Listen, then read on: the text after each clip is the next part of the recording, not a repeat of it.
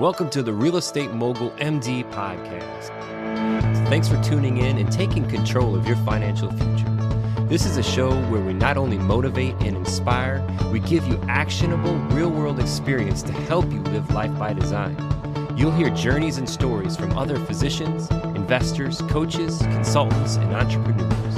And now, here's your host, Brett Riggins. All right, so if you have ever found yourself thinking that you would love to invest in real estate, but you just don't have the money, or if you've ever found yourself thinking that investing in real estate is the right path, but maybe you're weighted down in student debt. I know there's a lot of listeners out there today that are just going to get massive value out of this conversation today. I'm excited. I want to set your mind free. And the one thing I love about real estate investing is it starts with the mindset. And this is step one to remove one of these limiting beliefs of, I don't have the money. Well, guess what? I didn't have the money either. I started off doing this when I was sleeping on somebody else's couch. I didn't even have my own couch.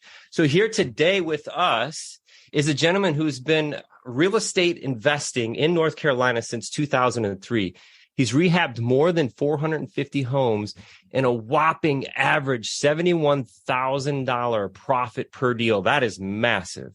He's completed more than 52 million in real estate transactions. He's consulted one-on-one with more than 2,000 real estate investors. Everybody, I would like to please welcome the private money authority, Mr. Jay Conner. How are you doing, man?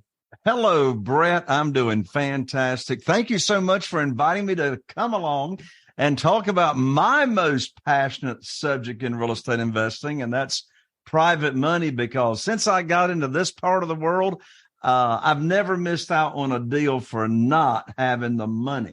Yeah. Man, I have so many stories that we could share here today, and so much of our passion lies together around this money scenario. But I tell you what, just right off the bat, man, I feel like I'm home. Your accent just makes me feel like home. We were just talking here before. I'm in the Carolinas, you're in the Carolinas, and it just feels welcome now, you know? Well, we're just warm and fuzzy and lovey-dovey down here in the South, Brett. But, you said it a second ago. I mean, really, one of the limiting beliefs is, if I don't have the money, I can't do real estate. And I don't know, Brett, you've probably heard this. Let me ask you, have you ever heard a real estate educator or influencer out there say, oh, just get the deal under contract, get the house under contract, the money will show up? You ever heard that? Oh, absolutely. I want to throw up.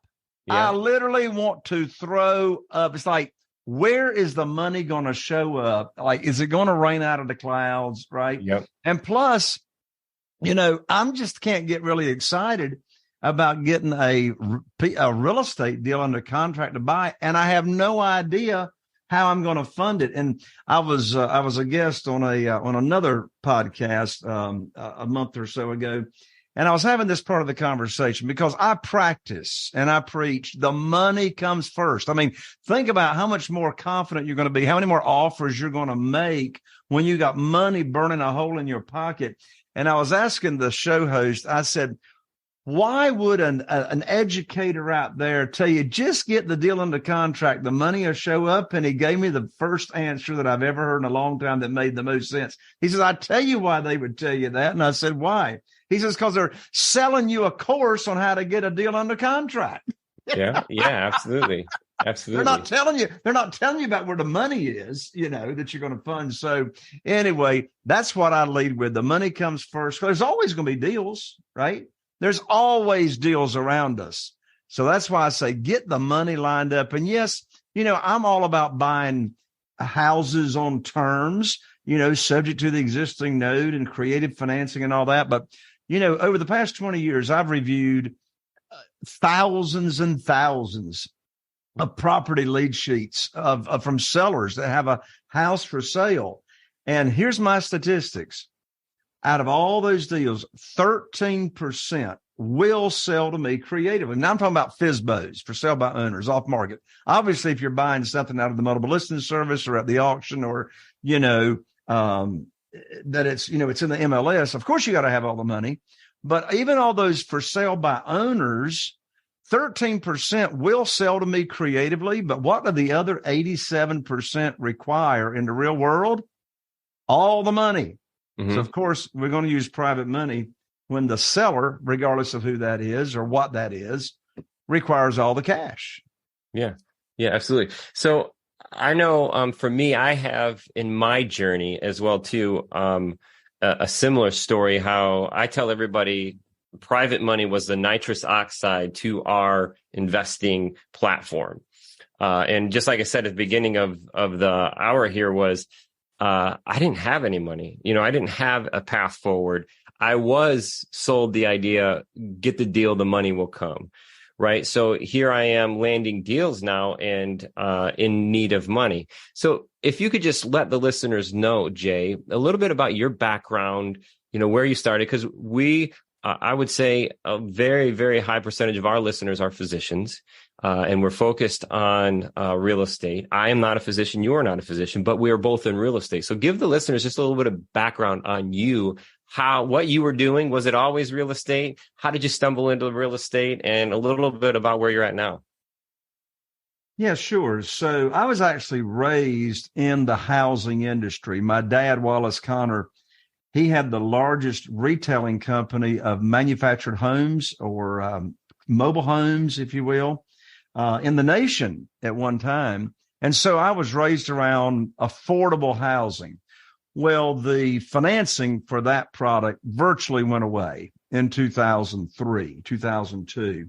And I just knew if I ever got out of mobile homes and manufactured housing, I wanted to get into flipping houses. The reason is because all the way back to 1993, 10 years before I started doing it, some good friends of ours were wanting to build their house and they didn't have any seed money. And so the wife's daddy came up here to Newbern, North Carolina from Florida. That's where our friends were living, in Newbern.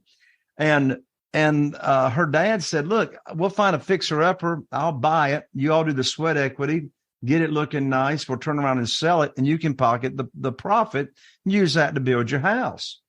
And so they pocketed $30,000 in 90 days, and I'm trying to make $3,000 on a single-wide mobile home profit. And so I just knew I wanted to get into this world, if I ever got on a mobile home. So 2003, that's when we did it. First year, I did 3 houses from start to finish. And back when we started, Brett, I didn't know anything about private money. I'd never heard of private money. I'd never heard of self-directed IRAs and how people can use not only their cash investment capital, but they can also use their retirement funds to invest in real estate and be a private lender and, make and earn that money tax deferred or tax free. So I never heard of that. I started out in 2003 with an unsecured line of credit at the bank, an unsecured. I had a $250,000 line of credit when I first started out, burning a hole in my pocket to go find a house. So the first 6 years that we were investing here in Eastern North Carolina, that's where we still are. The first 6 years, I relied on the local bank to fund my deals. And then in January 2009, 6 years into the business, I picked up my telephone. Believe it or not, we actually still have handsets here in North Carolina with cords. For the listeners, he's actually showing me a handset with a cord attached to it right now, too. I know some people don't even know what that is. Anyway, I called up my banker in January of 2009. I'd been doing the business for 6 years. I had 2 houses under contract to buy. And I find out very quickly in that telephone conversation that my line of credit's been closed. I have no line of credit. My first thought was, I sure wish I'd known that before I put earnest money down on those 2 houses. And in 2009, you couldn't get your earnest money back. So there I was, cut off with no notice. And so I had to find a better and quicker way to fund my deals. And so I asked myself, who do I know that can help me with my problem? Now, people that are walking around saying every problem you got is an opportunity, I want to just throw up on them. I didn't have no opportunity. I had a problem. I had 2 houses under contract and no way to fund them. So I said, who do I know that can help me? So I thought of Jeff, my good friend who lived in Greensboro, North Carolina at the time. He was investing in real estate. And I called him up, told him what had happened. He said, "Welcome to the club, Jay." I said, "What club?" He said, "The club of losing your line of credit at the bank. They cut me off last week." I said, "Well, how are you funding your deals?" He said, "Well, have you heard of private money?" I said, "No." He said, "Have you heard of self-directed IRAs and how people can loan money out from their retirement accounts and be passive investors and invest in your deals?" I said, "No." So I knew he had just told me something, but I wasn't sure what it was. So I learned about private money really, really fast. I was able to attract and raise. I didn't do any chasing, begging, selling, persuading. In fact, to this day, Brett, I've never asked anybody for money. I'll tell you how that works. So in less than 90 days, I attracted $2,150,000 from individuals, not banks, not institutions, not hard money lenders. I'd never even heard of hard money lenders. So I raised a little over $2 million, and that was from January 2009 until March 2009. And so how did I do it? How did I do it? Well, getting private money and borrowing private money is 180 degrees from borrowing traditional money. When you borrow traditional money, you go to the bank, you get on your hands and knees, you put your hands underneath your chin, and you say, "Please fund my deal. Please fund my deal." But in this world of private money, there's no application process. There's no approval process. We are not asking for a mortgage. We're offering a mortgage. So what did I do? How did I get all this money? I put on my teacher hat. And I led with a servant's heart. And I just started telling people that I had a connection with. I go to church with them. They're in my cell phone. I go to the Rotary Club with them. I'm in Business Networking International with them. Just my own connections. I started talking about private money and how people can earn high rates of return safely and securely. And I shared my program with them. So instead of the lender dictating the terms, I'm dictating the terms. I set the interest rate. I set the term. I set the frequency of payments. And so I would teach them the program. They'd be excited about it. They let me know if they're using investment capital, they're using retirement funds. And then I'd say, "Look, I'll put your money to work for you just as soon as I can." You see, the worst time to be attracting or raising money is when you actually need it. And I did need it. I had 2 houses under contract, but I didn't let them know that, right? So I'll put your money to work for you just as fast as I can. And then I call them up, back to that handset with a cord. I call them up, and here's exactly the script that I'd say to them. I'd say, "I've got great news. I can now put your money to work for you. I've got a house in Newport with an after repaired value of $200,000. The funding required is $150,000. I know they got 150. They already told me. And closing is next Wednesday, so you'll need to have your funds wired to my real estate attorney's trust account by next Tuesday. I'm going to have my attorney email you the wiring instructions." Now, I didn't ask them, do they want to fund the deal? That's the most stupid question in the world I could be asking them. Of course they want to fund the deal. They've been waiting for the phone call, and particularly if they've moved their retirement funds over to a self-directed IRA company that I recommended, they're not earning any money until I actually put that money to work. Desperation's got a smell to it. And if I am talking with someone about my private lending program and I got a deal for them to fund in that same conversation, I'm actually coming across desperate without even trying to. Yep. Selling. And I say this a lot, Jay, that the difference between need and want is 2 different worlds. And when you're in a position of need, things are different. When you're in a position of want, things are better. I want to do this. So yeah, very similar in my story, my path, connecting with private lenders in the way. What I really like about it is you're not asking, you're presenting an opportunity. What did you say again about the mortgage? I'm not asking for a mortgage. I'm offering one. That's right. In other words, yeah. I'm not asking for you to do this. It's like I'm giving you the opportunity. I'm offering you that here's a way to where you can really make high rates of return and you're protected. We're not borrowing any unsecured funds. We back all the notes with the real estate that we're buying. Yeah, absolutely. So, in that regard, I mean, that's one of the pieces where you can mitigate the risk for the lender. Obviously, there's risk in everything. Nothing's guaranteed. But these steps, just like a bank takes in this private money scenario, we're flipping the script. And now this lender becomes the bank.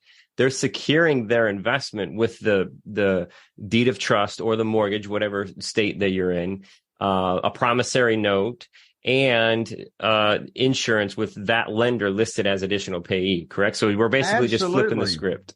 We've got all these layers of protection for the private lenders by the fact on the insurance policy, right, of that house, we're naming the private lender as the mortgagee. Like if you borrow money from the bank on a piece of property, the bank's listed as the mortgagee. Well, we do that for our private lenders because if there's ever a claim on that property, then that insurance check is made payable to the private lender and to us, the real estate, our entity that owns the house, so that lender's got to sign off on that check, before you get it. We name them on the title policy as an additional insured. So we give the same protection to the private lender as the local bank gets. That's right. So the beginning of this is curiosity, and I wanted to just pique the curiosity for the listeners out there who have even considered this and have had that limiting belief that I just don't have the money, I've got too much debt, all this stuff, because there is a solution. You just have to ask the right questions. The question I have for you right now, Jay, is have you worked with physicians leveraging private capital before? Absolutely. Right. Absolutely. Absolutely. Right. So this is what I'm getting at. This is how my journey came to work with physicians, because as a real estate investor, leveraging private capital, we work with high earning individuals who don't necessarily have the time to invest this in these different kind of strategies. So the reason why I asked that question, Jay, is there are physicians out there lending. Why are physicians not out there borrowing that way? So if a physician is actually doing deals, then I recommend they do it. One question I get, Brett, is, Jay, if you're so successful and you're making all that money and all that profit, like right now we do 2 to 3 houses a month. Average profits are $78,000 per deal, per house, in our little market of 40,000 people. Now, I don't say that to brag. I say that to make a point. And that is, you don't have to be in a large market to make significant profit, in real estate. But back to your point there, I get the question all the time, well, Jay, why don't you just use your own money? Why are you borrowing private money? Why don't you just use your own money? And so there's really 2 answers. Number one, I don't want my cash not buried, but I don't want my cash invested in 12 houses or 15 houses simultaneously, right? I mean, it's like, where's my cash flow, right? Mm-hmm. But if I got 47 private lenders now, right? And of course, somebody starting out, you don't need 47 private lenders. Start with 1 or 2. But if I can also get a higher rate of return somewhere else, putting my cash into something else, then I would use it for that. I'm in commercial deals as well. I don't do just single family. I've done condominium projects from the ground up. I've done shopping centers from the ground up, et cetera. But my focus is on single family houses. And that's 71, 78 average profit per deal. That's a very large profit. And I feel it's not relative to the size of the market, but the actual value of the market. So where you're at is probably waterfront. You have some elevated ARV, after repair values there, correct? Yeah. So our median price right now in Morehead City on the mainland with no water view, you're talking $325,000 after repaired value, 1,600 square foot ranch in absolutely beautiful condition, right? But I've got some properties that really elevate that average profit. For example, 2 weeks ago, we just cashed out on 114 Yopon, and that's located over on the island, right, at Pine Knoll Shores. And I mean, we sold that house for $687,500. No water view, but it did have the profit on just that house was $161,000. Oh, wow. Congrats. Because, so it messes up my averages. We did one down at Emerald Isle, North Carolina, a couple of years ago. The value of that house was $895,000. I've got one under contract right now that's got sound view, water view. It's on Second Row. And we're under contract right now to sell that house at $585,000. But then again, I just sold a house at 114 Vine Street in Havelock about 4 weeks ago. And that one we sold for $234,900. So, in Havelock, I'm selling houses in the low 200s. Here in Moorhead, I'm in the low 300s. And over on the beach, it's 500 and 600 and 700. Right. Yep. And in my mind, I'm putting myself in the shoes of the physician here, and I'm seeing three different avenues. One, earlier in maybe the education career, earlier in residence, where you don't have this high income yet, but you may have these opportunities to either house hack, you may be able to flip, even buy and hold in certain scenarios. You have access to money. It's called private money. Think about where you're walking around. And when I asked you that question, Jay, of have you ever borrowed private money from physicians? It's absolute yes. So these physicians, either in med school, in residency, where they're surrounded by other physicians who have that capability to lend. So that's the early on in the career. And then maybe midterm, they have a little bit of money to lend out. They could be private lenders. So you have to vet the right investors, understand what steps need to be taken to mitigate risk. And, a third position would be to lend, to borrow from other physicians, again, to do bigger solid deals. Maybe it's a portfolio. You have an option to purchase. Maybe it's, you were talking about, commercial stuff, strip mall, those kinds of things. So there's always room for more capital. What would be the best way that you could suggest, Jay, that no matter what phase the listener may be in their educational career or their medicine career, how would they get started on something like this? Read my book. Read the book. What's the book called? So my book is called Where to Get the Money Now. And the subtitle is How and Where to Get Money for Your Real Estate Deals Without Relying on Traditional or Hard Money Lenders. And this is not an ebook. You can't download it. We actually mail it to you in the mail. You can pay $20 to Amazon, or you can just get it for free, pay a couple of bucks to cover shipping and handling at Jay Conner, and I'm an ER, not an OR. Mm-hmm. So go to Jay Conner, JayConner.com/book. And in the book, it goes over what's the exact private lending program that we teach and that we offer new potential private lenders, how to work with them. In the book, I show how I do private lender luncheons. I've raised $969,000 at one private lender luncheon. And guess what? $500,000 of that came from a physician, believe it or not, mm-hmm. at that one private lender luncheon. And, the money's all around you, right? It could be your brother-in-law. It could be your doctor. It could be your attorney, right? I got a lot of students that their real estate attorney and the real estate attorney's connections are referring private lenders to the real estate entrepreneur or the investor. Mm-hmm. And, the money's all around you. It's just a matter of, how do you start a conversation? My book goes into that. I love did you know questions, like just having a casual conversation. You're having coffee, you're at lunch with somebody.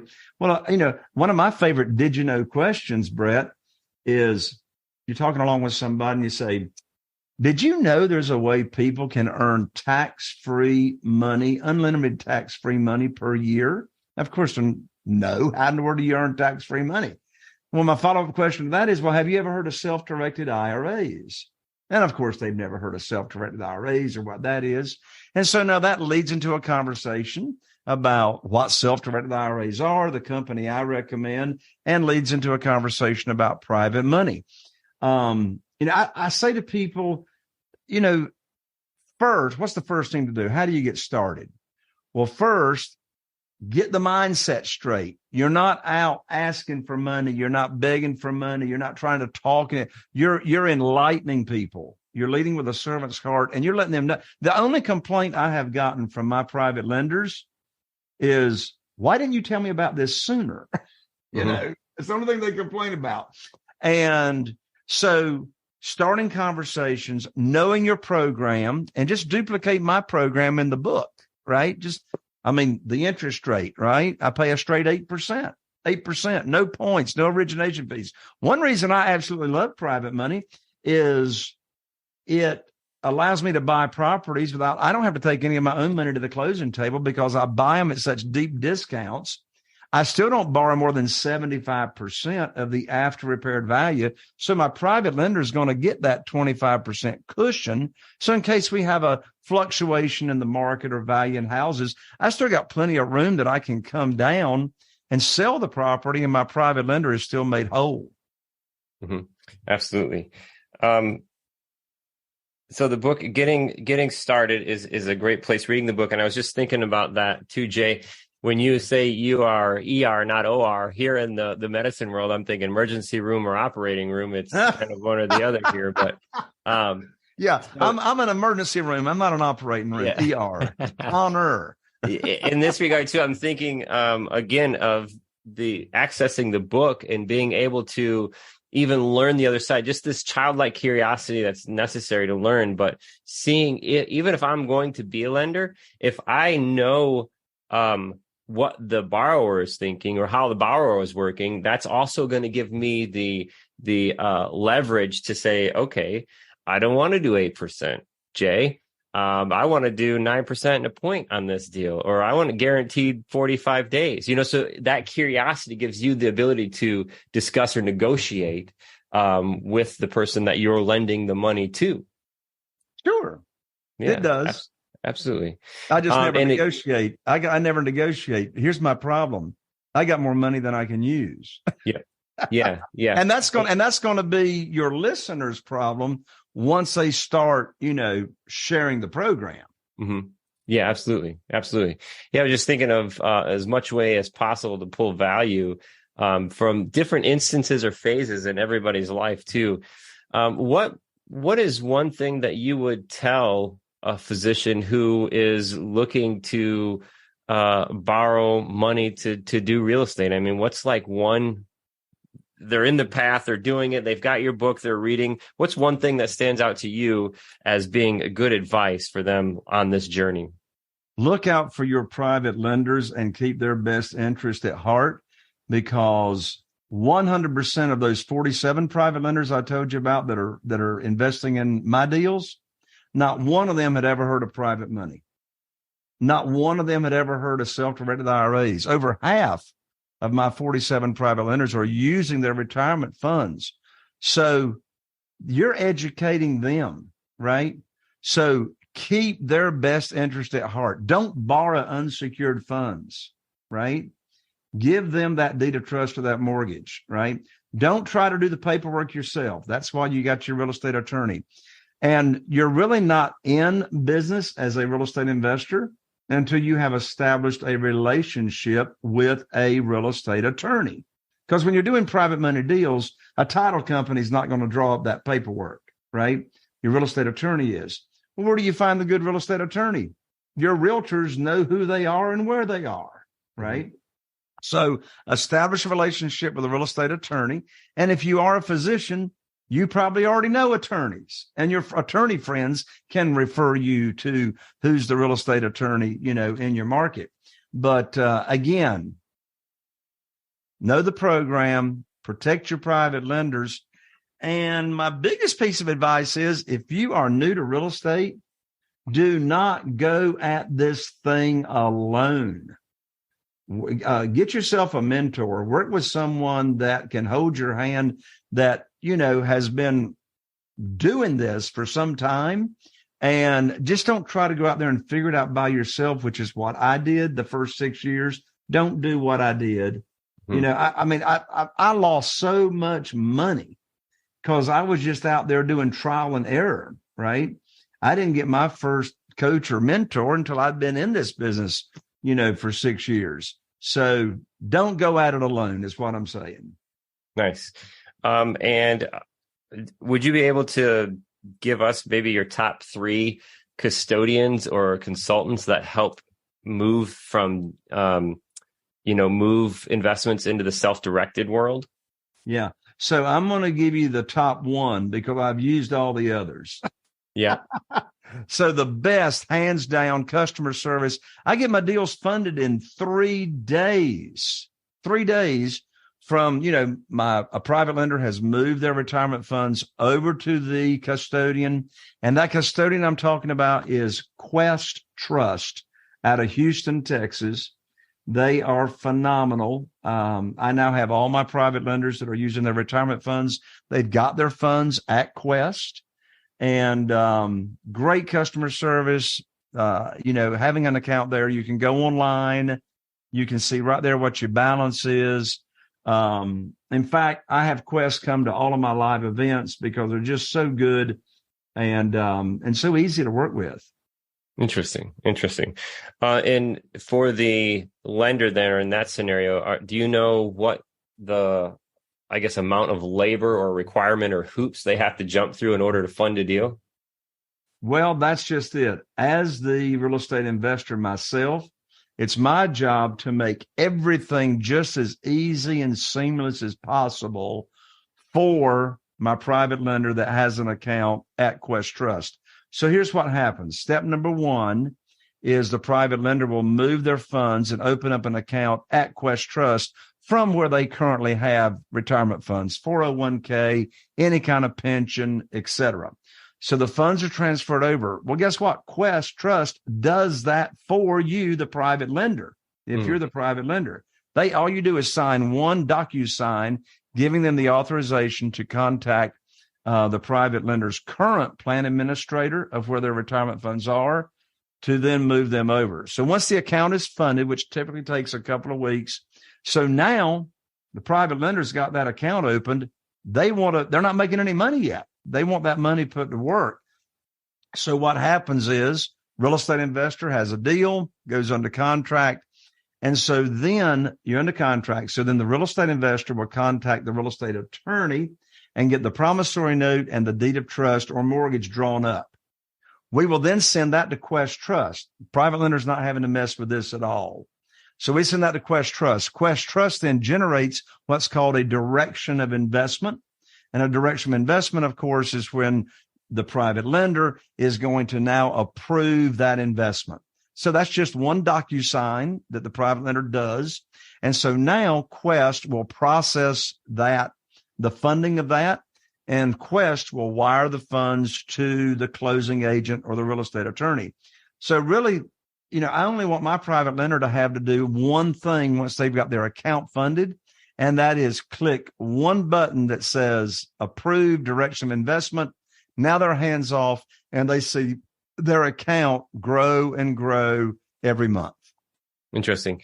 And do you provide deal summaries for your lenders prior to that mortgage and promissory note being drafted? So when we have a new private lender, pretty much what they want to know is, what's the value of that house? What township is it in? Obviously the funding required, what's the closing date? And quite frankly, after we've done 2 deals or 3 deals, all they want to know is how much and when. Yeah.